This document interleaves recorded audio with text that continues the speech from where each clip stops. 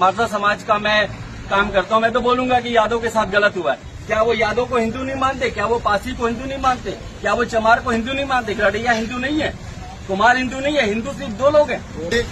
ज्ञापन सौंपा है यहाँ के जो उच्च अधिकारी उनको।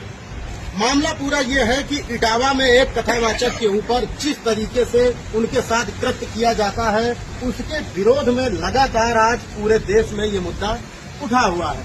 सबसे पहले तो मैं ये कहना चाहता हूँ कि जब आदित्यनाथ योगी की सरकार बनती है 2017 में, और वो पूर्व मुख्यमंत्री हमारे अखिलेश यादव जी का आवाज धुलवाने का काम करते हैं गंगा जल से, तो ये जब उनके नीचे के लोग जो उनको फॉलो करते हैं और जो नारा लगाते हैं, तो उनकी क्या व्याख्या होगी? जब आदित्यनाथ योगी खुद एक रिस्पॉन्सिबल पद पे बैठकर, आप एक पूर्व मुख्यमंत्री का, क्या कभी भारत के इतिहास में ऐसा हुआ है क्या कि पूर्व मुख्यमंत्री के घर को गंगा जल से शुद्ध कराने की नौबत पड़ गई?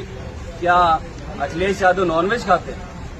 तो ये मैं कहना चाहता हूँ कि जब सूबे का मुखिया ही गड़बड़ होगा तो नीचे के चेले चपाटे तो ऐसे कर्म करेंगे, और उनको मालूम है कि ये कर्म करने से हमारी ऊंची होगी।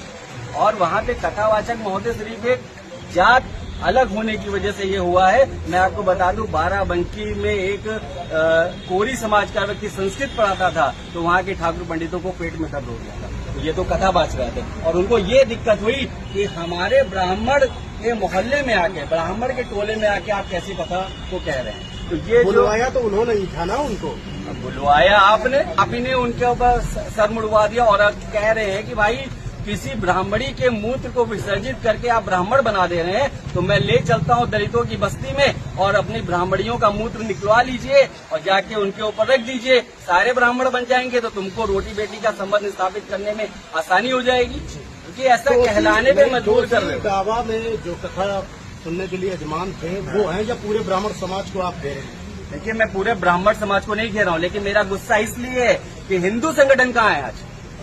कहाँ है हिंदू संगठन?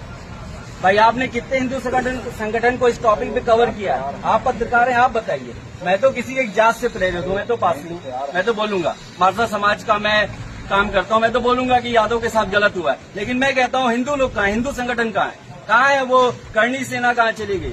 कहाँ है बजरंग दल के लोग? क्या वो यादव को हिंदू नहीं मानते? क्या वो पासी को हिंदू नहीं मानते?